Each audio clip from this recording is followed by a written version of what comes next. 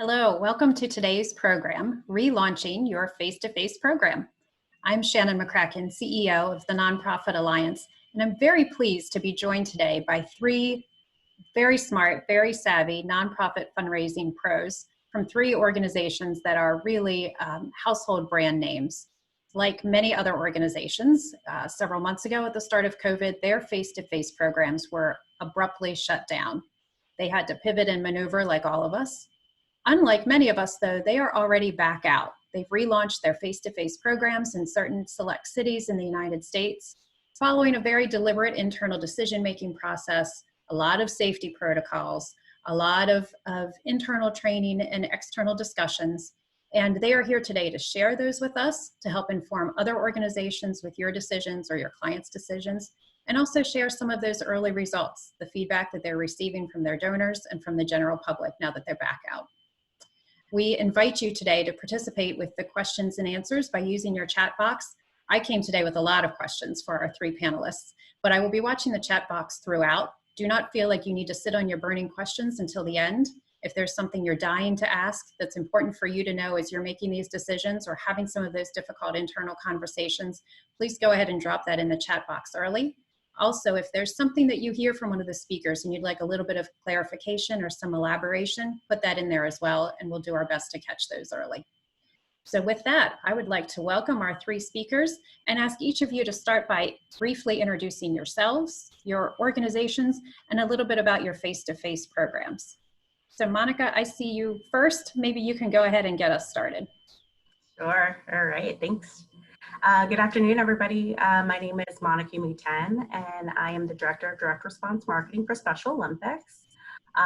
For those who aren't familiar with Special Olympics, we're the largest international sports organization dedicated to empowering individuals with intellectual disabilities to become physically fit, productive, and respected members of the society. And we do that through our year-round sports training and competition. So for Special Olympics, we have a fairly young sustainer program compared to the others that are on the panel, but we've been using canvassing to help us grow and scale our program, and we've been slowly ramping up our investment over the last couple of years into this channel because it has been successful for us.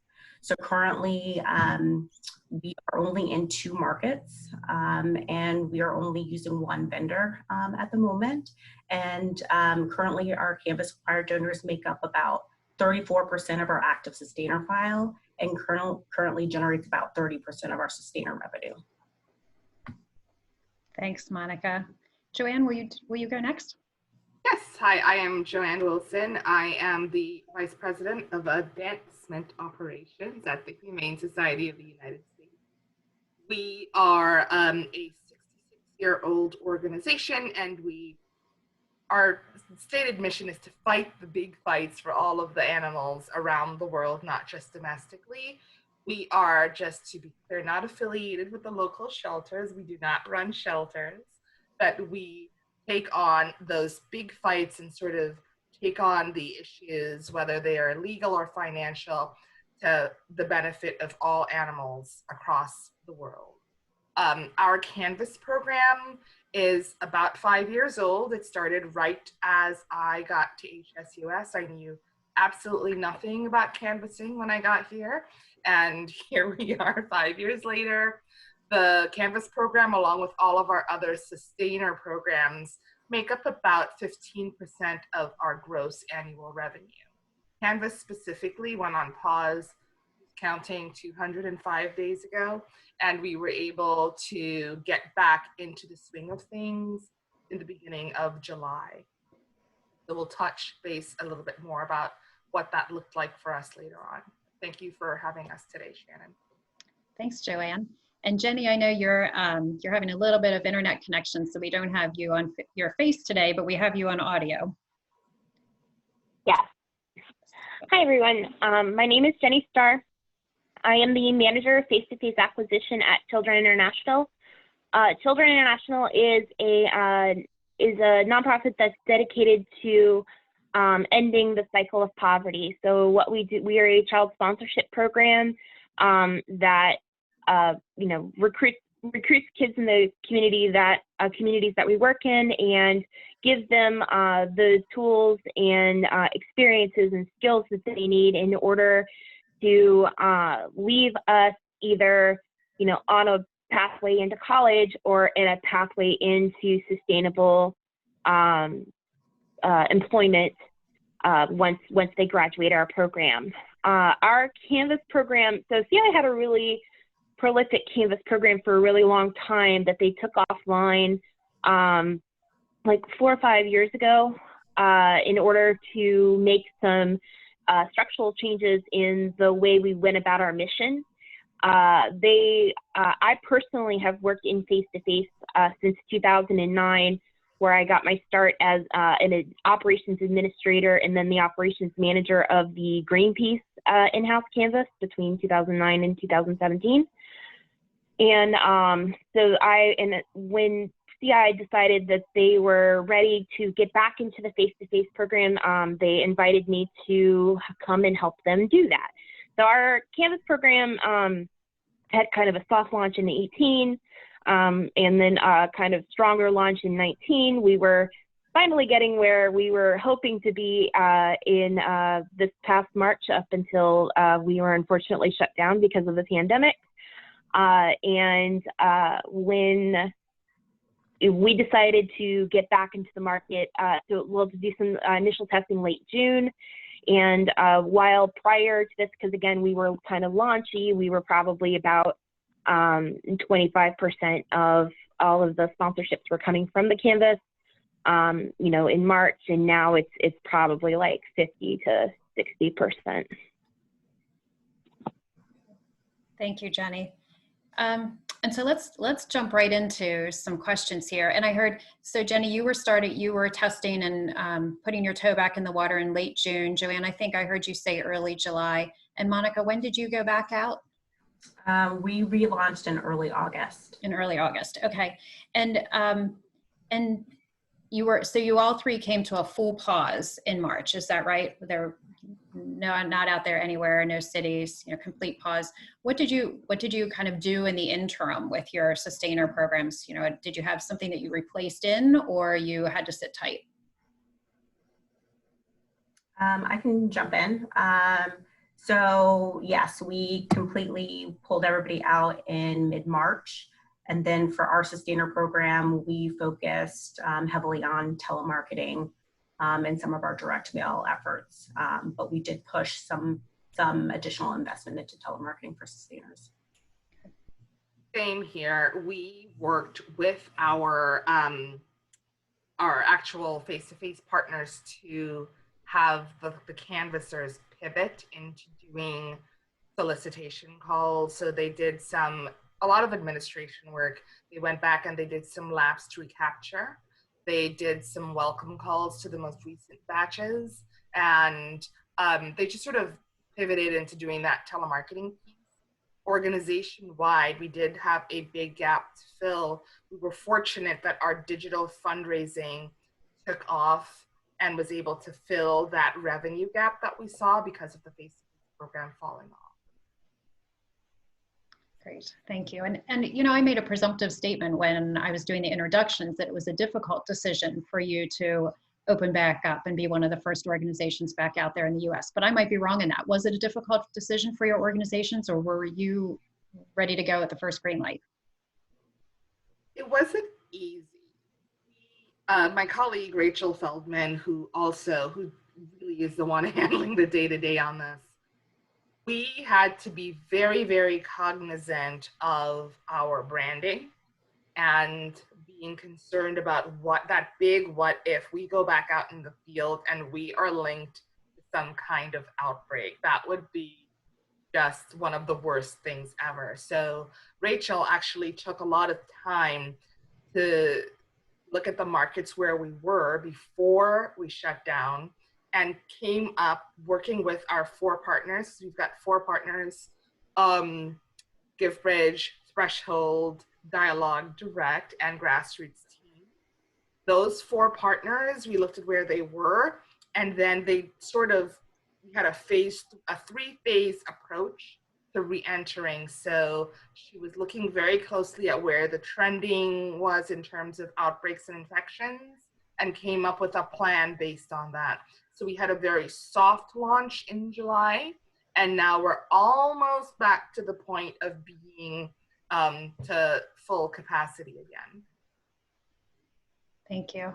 And Jenny, how about for your organization? Was it a difficult decision to go back out, or were you really chomping at the bit? I think it was a little bit of both. I've had extensive experience like with face-to-faces, and like I've been out in the field and canvassed and all of that. And so I think it was helpful that when I started having serious conversations with my partners about what safety protocol was going to look like I could actually visualize what that experience was going to be, because I could associate my own experience with what they were plotting to do. And so I think like once it started looking increasingly like there might be an opportunity to get back into the field, I kind of proactively started having these like little mini conversations with all of the folks who would be relevant to like who would be affected by this decision. So I'd pulled my care team in and social and our PR person and was like, look, this is what we're going to do. You know, I'd already had conversations with the partners who had identified as that they were ready to go back out, and said, you know, this was the particular safety protocol that they were going to take that we had agreed on. You know, I was like, this is what we're going to do, and this is how we're going to do it. Made sure that they had every possible answer to, you know, the whys of why we were thinking about this and what we were doing to stay safe. And then I had also had separate conversations with my legal folks to review all of our contracts to make sure that our insurance requirements were going to cover us in case of something, you know, terrible possibly happening. And then also making sure that, like, you know, just, you know, having them assess risk and letting them kind of say what their thoughts were on us potentially going back out. And then by that time, I felt like I had kind of a quorum of all of the possible answers that, you know, to questions that people might ask me who are above me, and was able to propose that we soft test with our largest partner. That was good. And so we slowly brought on everybody else throughout the month of July and August. Thank you, Jenny. And you raised about 6 points that I want to come back and revisit. So I was making some notes as you shared your response to that. Before I do that, there was a question that came in for you, Jenny, specifically, and that is, are you using face-to-face only in street and retail, or are you also door-to-door? So we are only doing, in terms of street, we are only on the street at the moment. I haven't given anybody okay to do like malls and such, because I have concerns around the whole, especially with winter coming up, like the whole like recirculated air, tight spaces, potential crowding. Because I think like what we do works, you know, when we're outside and things are well ventilated, but that may not be the same if we were like in a mall kiosk or something. So right now we're just doing street sites. I do have one, I'm going to say 1.5, because one of my partner has one project that's knocking doors. But I do have one partner who is on the doors. And what I did with them is that, like, I think like with street, it's, you know, I think street probably is a little safer because you have that wider open space, and you know, I think like when people are sick, they are at home, and we are potentially sending canvassers to that.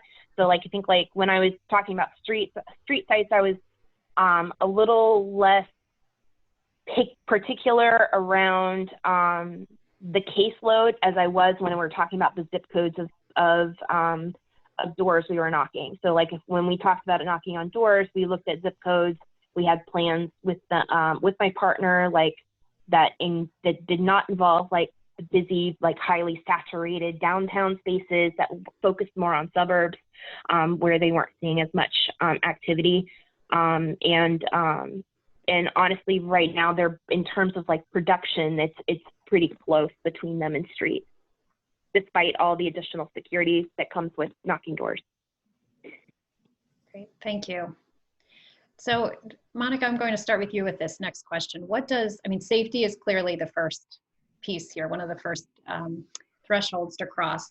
I've heard of some organizations that have said, oh, we're not ready yet, it's not safe, it's not safe. And then they got to the place where they looked at all the safety protocols and they saw how they could, with PPE and changes to procedures, they could make it safe for their fundraisers. And then they said, oh, we're still not ready yet. So safety was part of it and they were putting a lot of weight on that, but actually there were some other things like camouflage behind that, right? So, but let's start just with that safety piece because it is so big. What did that process look like for you, for your partner? How did you get to a place where you felt really good about that and could help your internal decision makers feel good about it too? Well, one thing that our partner did for us was really came to us with a fully laid out plan with how that they were going to ensure that the fundraisers as well as the public were going to be safe once they were able to go back out. So that included, wellness checks for the fundraisers every day before they go out. Making sure that they had the appropriate PPE to include, the face mask, face shield, hand sanitizer, gloves, all of that. Putting in place additional things like having a table with them so that they can kind of distance themselves from the public that is coming to them to have conversations. Limiting the number of canvassers that are out together, so limiting it to 1 to 2 people, to not to have a lot of the fundraisers grouping together. Moving towards a non-contactless sign up, so having the fundraisers be the only one that is responsible for putting all the information into the system instead of having the donor touching their tablets and things like that. Also not giving away any material as a leave behind so that they're not actually exchanging material. The other thing, is really kind of training the fundraisers. They're used to having more physical contact, high five, shaking, things like that. So really putting in place no contact to help to make sure that people were being safe. Giving the fundraisers more opportunity to wash their hands throughout the day and making sure that they're sanitizing. So those are some of the things that our partner brought forth to us, which was extremely helpful, and to be able to walk through all of that and have a list of what they're actually going to be doing so that we could share that back with senior leadership and really see the changes that they're going to make out there was very helpful for us in making our decision. Great. Thank you, Monica. I saw Joanne nodding a lot. I imagine Jenny's nodding a lot through that too. Monica, I think you have one partner vendor that you work with, correct? And Joanne, I think you mentioned you have 4. Jenny, how many do you work with? I was working with 3 prior to the pandemic. I am presently working with 6. Okay, 6. Okay. So Joanne and Jenny, did you see differences in the safety protocols between some of your vendors, and how did you reconcile that? Yes. Jenny, do you want to go first? Sure. I didn't see much different, to be honest. I think a lot of my partners were using the CDC guidelines as their base plate for where they were going to start. And I think that because everybody started in the same place, it resulted in a lot of very similar policies. I think, we have some of our safety precautions have evolved as we've been out and had learnings. I had some partners who were going out with face shields only. And then, one of the things that we've experienced is that if I get a negative, a complaint come through to care about folks, quote fingers, not wearing a mask, it's generally that it's not that they're not wearing a mask, they're wearing the face shield, but they're not wearing the cloth mask, and that to certain people was the same as not wearing one. And so I did have a couple of partners who, after we got that feedback a couple of times, chose to transition away from face shields only and into the cloth face mask policy. But aside from that, they were just generally the everybody had basically the same idea: the 6 feet, PPE, hand sanitizer, we too have contactless as an option. So that was a little bit of a learning period, because the canvassers, like, they're so worried about losing control of the sign up that it took a minute to get them like really sold on contactless and how safe and effective it is.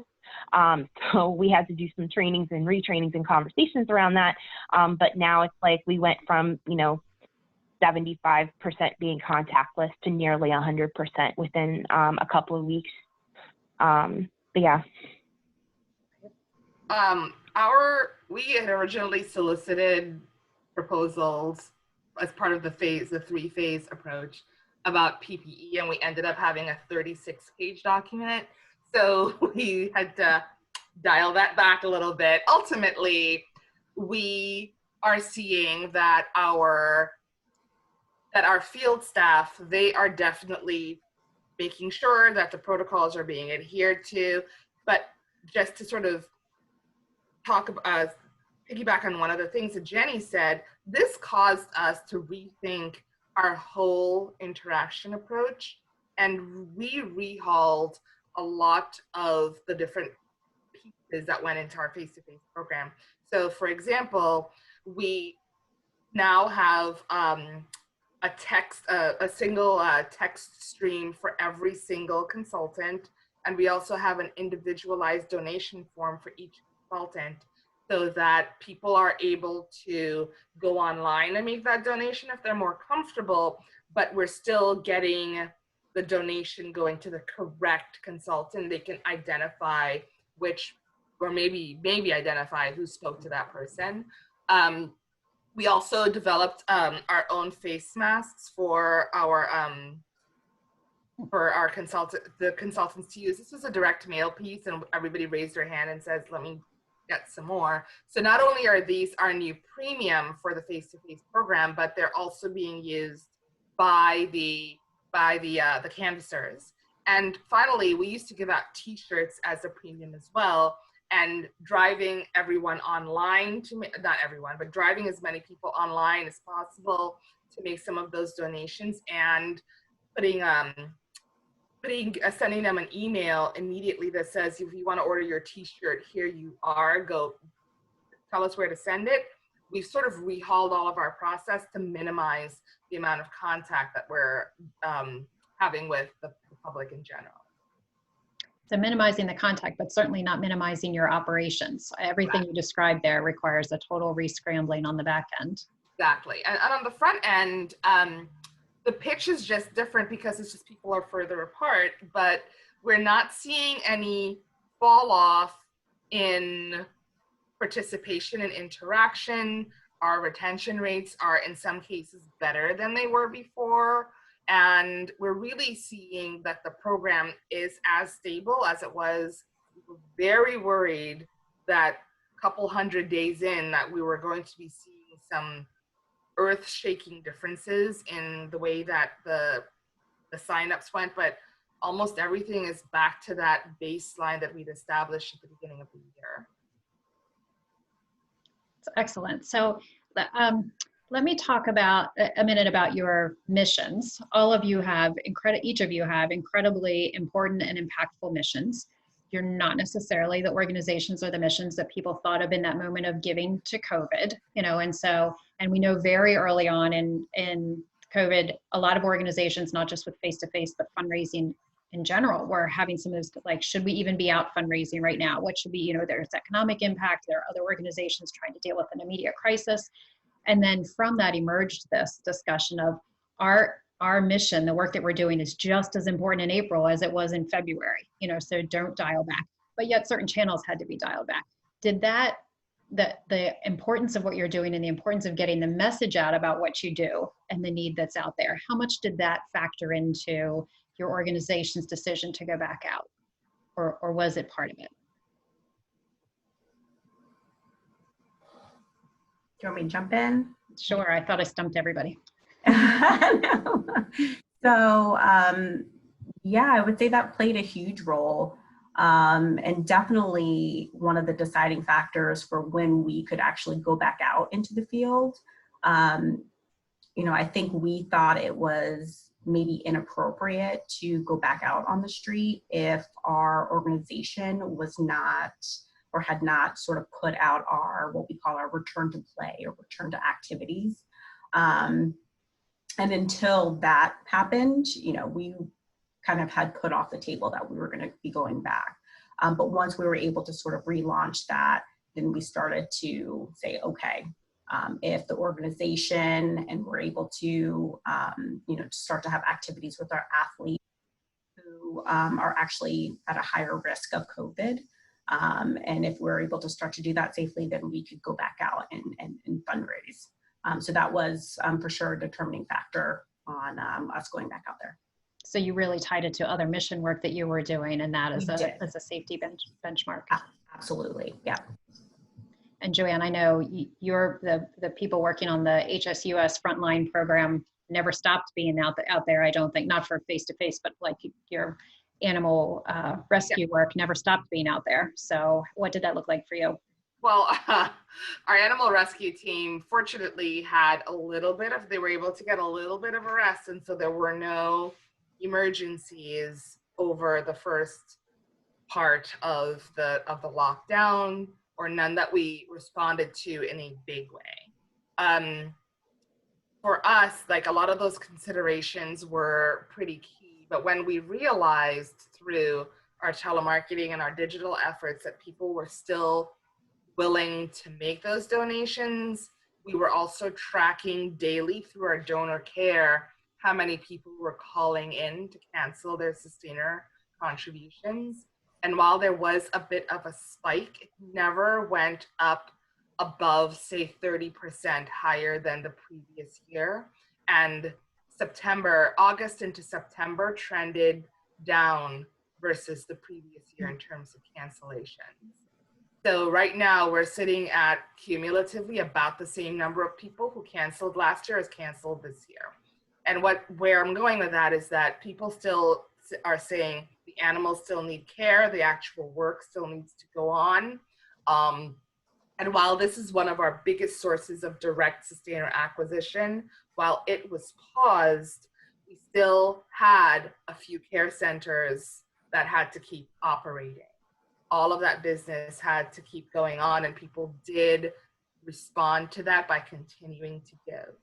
This was also a point where we introduced pausing our sustainer contributions for about a quarter. This is old hat to a lot of the people who are in the audience today, but we just got around to doing it this year, and it also helped us to save a lot of sustainers. So we are contacting them back to say, we're going to restart your contributions, and then give them the option to say, I can't, or anything along those lines. Thank you. Jenny, anything different to add from your organization? Yeah, so I think it was a little easier for us because we actually are currently involved in some relief due to COVID. So our programs were, we had focused on 4 things: the kids' health, their education, their empowerment, and then ultimate employment. And we did all of that work out of our community centers that are, we have like 70 community centers internationally, and that is where all of our work was taking place in, and we had to shut basically all of them down as soon as COVID became real, because these are large spaces that were servicing hundreds and maybe thousands of kids, daily. And so it's like not a great place for social distancing. And then also some of the places where we were working had significantly more intense shutdowns than we experienced. So what I've basically have heard from some of the storytelling from the field has been that, a lot of what we experienced happened there too, but to a more extreme degree, where it was like suddenly folks were told that they couldn't leave their homes at all, or very limited, and they like immediately lost their jobs, and like the whole family was suddenly unemployed, and it created a pretty large crisis for these families whom we've worked so hard to try and help them, rise above, rise out of poverty, to suddenly see them, pretty much instantly backslide. And so because it became more difficult for us to do some of the programmatic work as it existed prior to the pandemic, we started moving into more of a trying to make sure that we were working with our kids digitally still, if and where that's possible, but then also moved into some humanitarian aid that we weren't as involved in prior to make sure that our families make it through this. And so in March, when we realized that is what we needed to do as an organization in order to get our kids back to a place where we can continue what we were doing, they started a direct mail/email/digital campaign around an emergency community fund that allowed our sponsors to give a little extra to our families to help them all stay afloat while we did things like food baskets and continued medical care and things like that. And I think that was we weren't really sure how it would go, and it ended up greatly surpassing what we were expecting. And I think the success of that really told us as an organization that people were still really here for helping kids. And when we can, especially since we still have kids who are waitlisted because we pretty much instantly stopped most fundraising, we had an opportunity to bring in more families into this type of aid during a time that it's critical for them. And so I think that is part of the reason why, when we stepped back out in the street, it was exponentially more successful than we were even expecting. And I think some of that is being driven by our message of hope around our COVID-related work. Thank you, Jenny. That's great. And the internal decision makers, so obviously other people in your development teams, you've each mentioned extended teams and others who played a part in that in your 3 phases, Joanne. Outside of development, who else within your organization was actively involved or actively had to sign off on your decision to relaunch face-to-face? And Jenny, maybe you can start for us. Sure. So as I mentioned, I had worked, aside from my management tree that went up to our vice president of marketing, I had also involved in the leader of our supporter care team, our PR person, and then our lawyers to make sure that everything was good there. And then when they were cool, we basically submitted everything, the whole plan, to our COO, who ultimately was the one who kind of gave us the thumbs up to give it a try. Thank you. And Joanne, did you have anybody different involved with HSUS? Our CFO is currently the one who is giving us the thumbs up or the thumbs sideways. He will not actively veto anything because my team and our consultants have done such a thorough job of presenting the information, as long as our financial concerns there are addressed. But he also, because he reports back to the general C-suite, we don't have a chief marketing officer at the moment. He is also reporting on whether we are hearing any complaints, whether we are hearing any brand questions, any of those things. We advise our service departments that these things are happening so that they can be on the lookout for any complaints, any feedback that we may not be getting directly. The only other people outside of our direct C-suite that have input is something that was happening before COVID anyway. We work very closely with our state affairs team, a state director in almost every state, because they're the ones who are talking directly to the shelters, and there is some brand confusion that happens with the local humane societies. So we work with them before we go into a market to discuss where we're going, who we're talking to, what our locations are going to be, and then sort of get their blessing so that if anyone does have to call the shelters, they can say, this is HSUS, it's not us. And that's sort of more advisory to make sure that everyone is aware of what's happening rather than getting explicit permission from everyone before we step into to their territories. And Monica, that probably sounds a bit familiar to you as an affiliate-based organization. How did you engage your programs, your chapters in those states that you were going back in? Yeah, so just to give a little bit of a background, at Special Olympics, we have a collaborative fundraising model with our programs, whereby there's revenue and expense sharing through most of our channels, and it includes canvassing.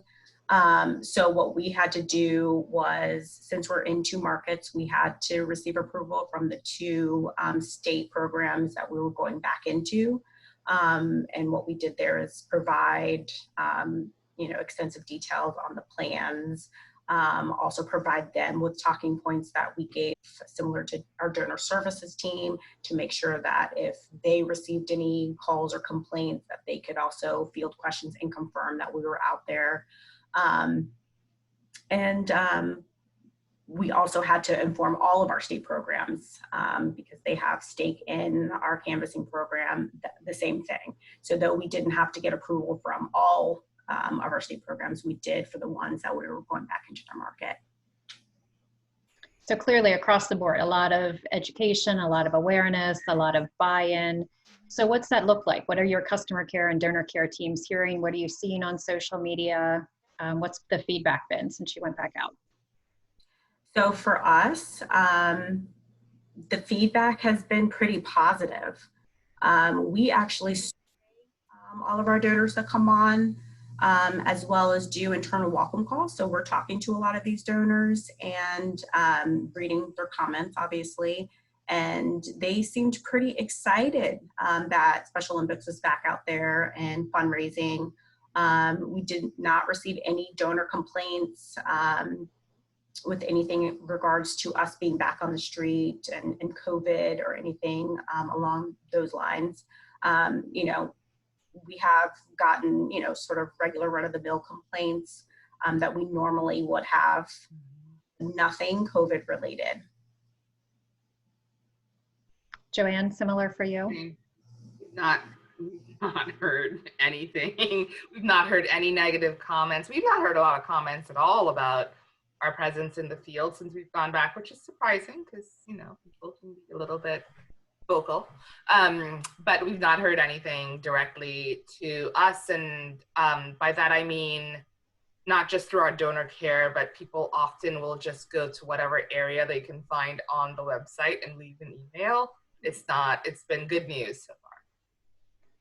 And Jenny, in a prior conversation, I think I recall that you shared that you were receiving positive feedback via social from people who may or may not be donors, but saw your fundraisers on the street.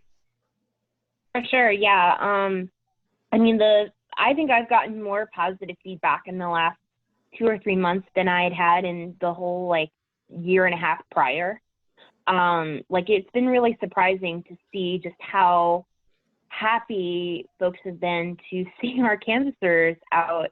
And now granted, the last couple of weeks, the only negative feedback that I've gotten outside of the occasional, they're not wearing a mask, which every time I've traced it is gone back to they're wearing the shields, they're social distancing, and that pair, is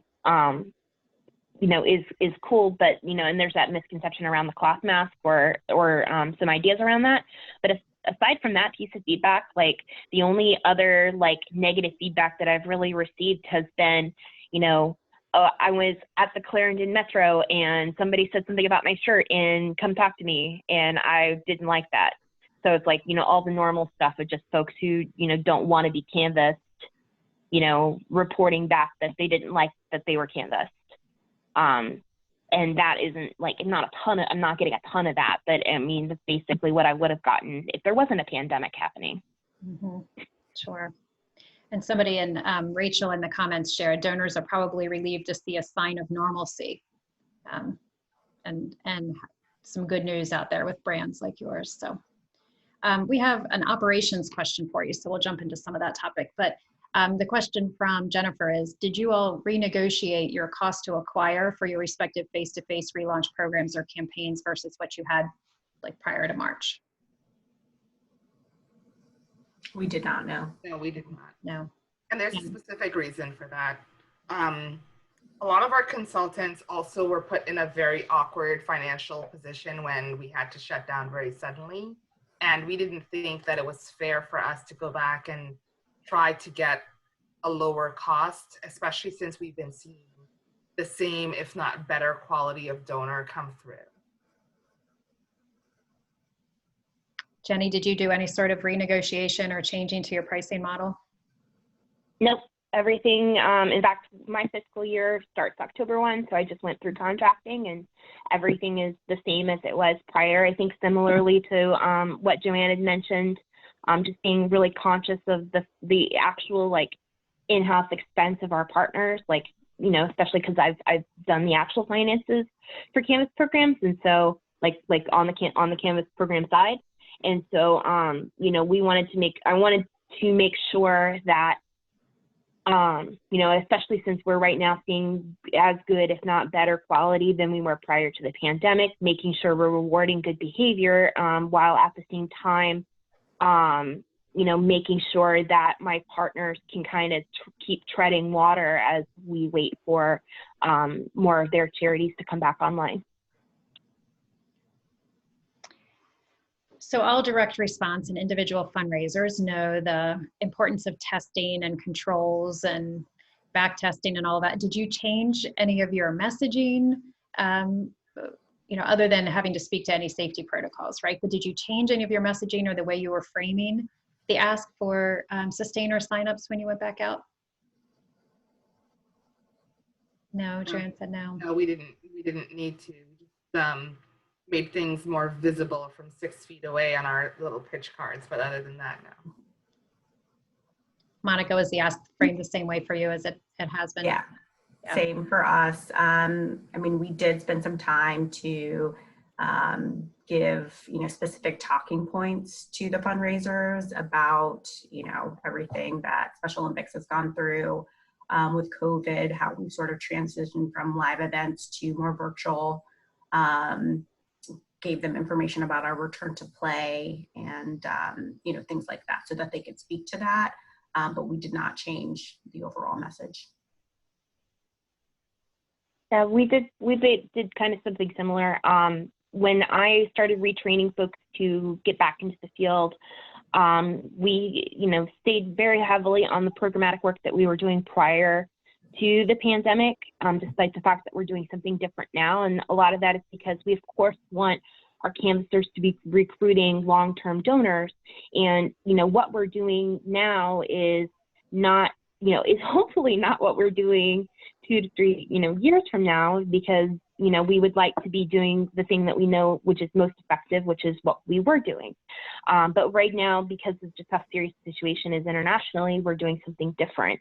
And so what we did was we have asked that they remained really, you know, in the lane of who we were before the pandemic, but then still gave them all of the information they needed to know about what we're doing now, so that they could use that as like kind of a closer, like, you know, in that if they get questions, which a lot of people have asked questions about what we're doing during the pandemic, that our canvassers had all the information they needed in order to effectively represent not just the work as it needs to be represented, but also the work as it is currently, so that folks, when they are sponsoring a child through us, that they know like what exactly their sponsorship is paying for.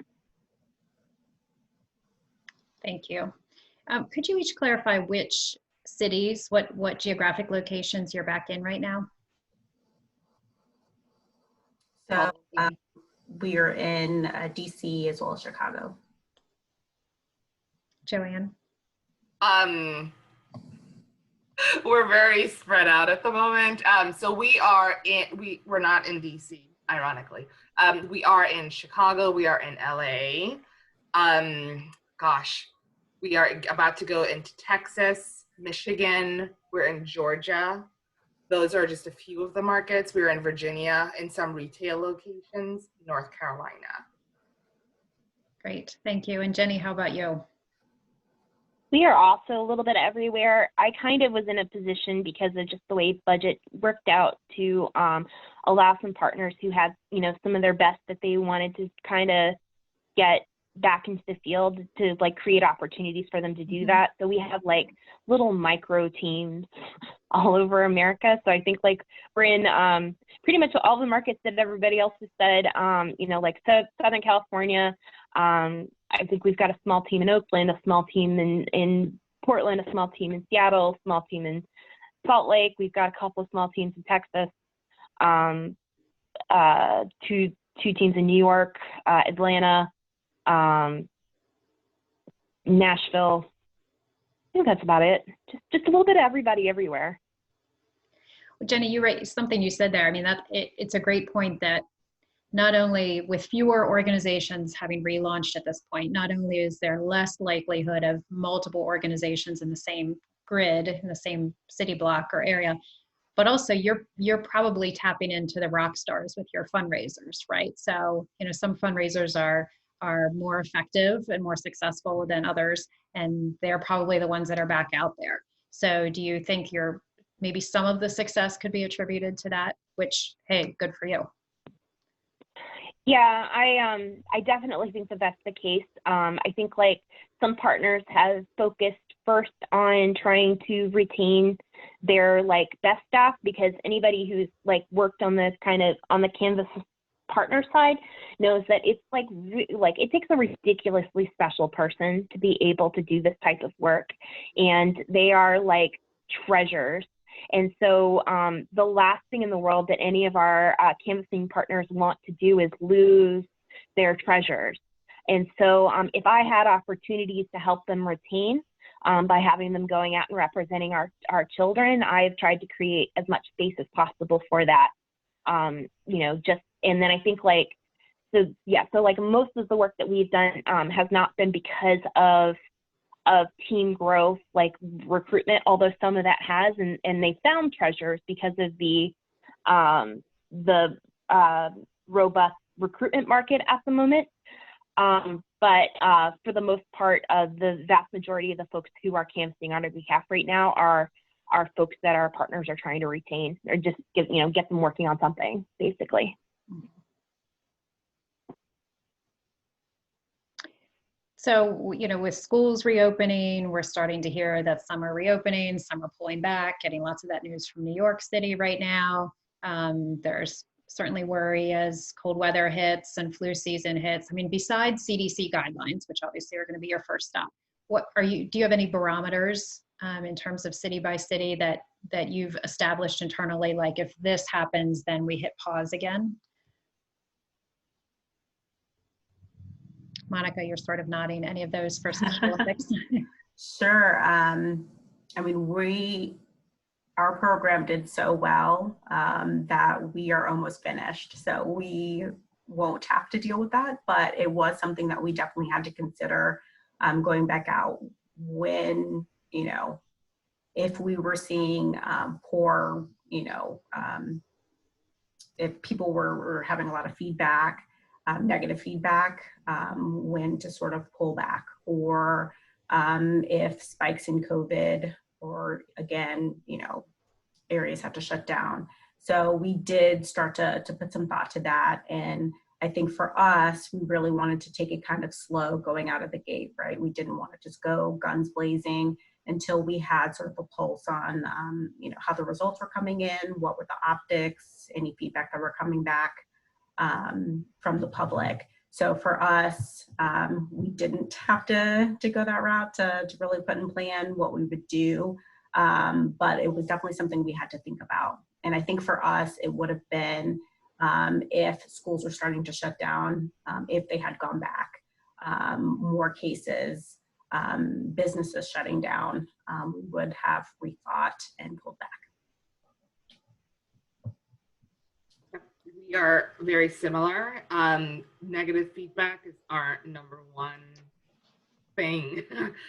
We also wanted to make sure that as we went back into the field, just sort of piggybacking on that earlier question around the cost to acquire, that we were not putting people in the field who were not getting the number of signups that we were seeing we have a payment model here that benefits everyone, but at the same time, we don't want people in the field wasting money paying paying the canvassers without getting any sign-up. So there's that balance that continues.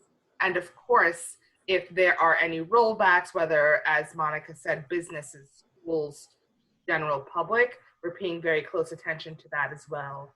And purposely didn't sort of push this out into our 3-phase proposal when we were talking to our upper management, just so that we can manage the case by case, city by city, locality by locality more closely without having to go there every single time. So we sort of built up this trust with upper management so that they are giving us permission to go into a state or a market, but then we are controlling with our partners the nitty-gritty of what's happening daily. Mm-hmm. Yeah, so for us, you know, and again, I had some benefit here in that our fiscal year turned over over the last month.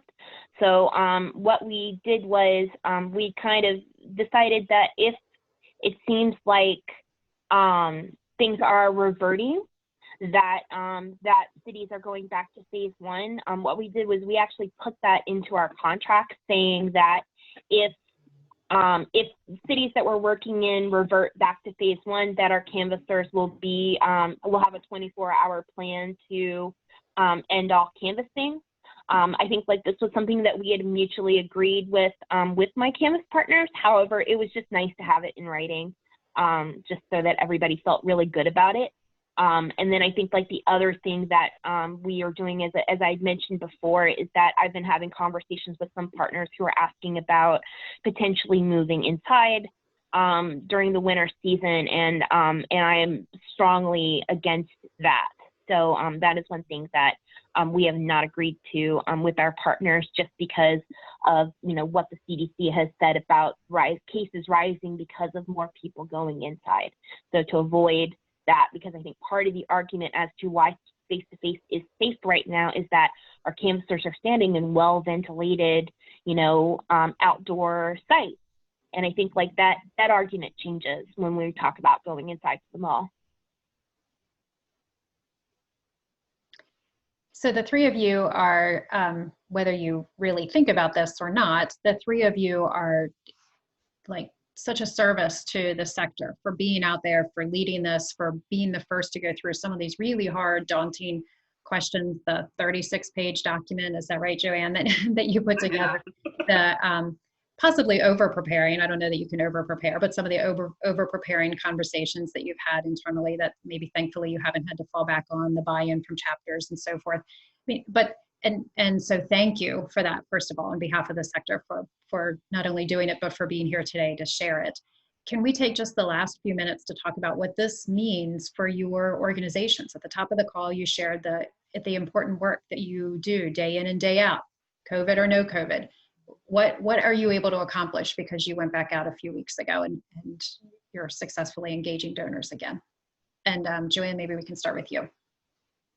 We had been in the process of last year, before all of this happened, sort of streamlining our work and distilling it down into some 5 key program areas. And this is actually going to allow us to continue doing that. So going for free, improving the lives of farm animals, stopping puppy mills, cosmetics and animal testing, and banning trophy hunting. Those are our 5 key areas that we're sort of trying to pivot and distill all of our work down into those big fights, as we call them. And that this going back into the field allows us to not pause on any of that. Thank you. Monica, how about for Special Olympics? I mean, you know, we're in the building phase with our sustainer program, but you know, I think for us, this helps to make the case to our programs who are struggling right now, quite frankly, because we are highly event-based, and things will start to look different as we're starting to get back out there in the field, that there is additional funds that are needed to keep the population that we service safe. And I think, you know, a big thing that we've been sort of touting to our programs, we need more sustainable revenue. So I think the fact that we've been able to go out there, things have been good for us, very successful, leads way for additional investment so that when emergencies and things like this happen, that we can, we have the funds to be able to help out. Thank you. And Jenny, do you want to round us out? What does resuming face-to-face mean for Children International? Sure. I think it did a couple of things. I think first of which is that, I think, in March, the organization kind of had a darker idea of how we would end the year, in terms of number of sponsorships, just because everything stopped and everything was so uncertain. And while, I think what we were expecting to do definitely changed because of the pandemic, we actually, a lot of my organization was quite excited about our end of year results. And some of that was led because of the fact that we hadn't seen as much attrition as we were expecting, but then also just because of the sudden boost in acquisition that we had seen because of our face-to-face teams going out into the field and not just not just recruiting donors, but recruiting donors that stay. So, I think without saying a whole lot about numbers, I think one of the things that was really excited is that, when we ended the year with more new sponsorships than we had last year, which was really, really exciting. We ended net positive on sponsorships because in part because of the work of our face-to-face teams. And then I think the other thing too is that we've got kids who are on the list that, weren't sponsored yet, that we are now able to newly sponsor, which means that there are more families that we get to help with some of this humanitarian aid that we're doing right now that was not available to those families prior to our face-to-face friends going out and, getting someone to care about our kids. Fabulous. Well, thank you each. We always have to remember it's not about the fundraising number. It's not about the metrics. We all live in that world. We're all our own version of data geeks. But at the end of the day, it's the power of connecting a donor and a donor's generosity with our missions and the respective work we do. So thank you for closing with that. Jenny with Children International, Monica with Special Olympics, and Joanne with Humane Society of the United States. Again, thank you so much for being here today, sharing your learnings and experience, and arming our attendees today with some of the decision framework and facts and figures that will help them protect and endure their own missions. So thank you so much, and thanks everyone for attending. Thank you. Thanks for letting us share. Take care. Thank you.